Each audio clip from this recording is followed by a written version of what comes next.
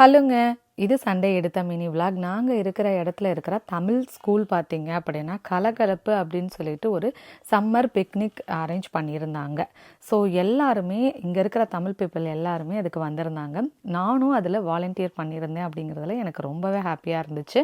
So குக்கிங்கில் 1 week போட்ட effort வீணாகலை அப்படிங்கிற மாதிரி தாங்க அந்த டேயில் இருந்தது. நம்மளால் முடியாதது எதுவுமே இல்லை அப்படிங்கிறதையும் அந்த டேயில் நான் கற்றுக்கிட்டேன்.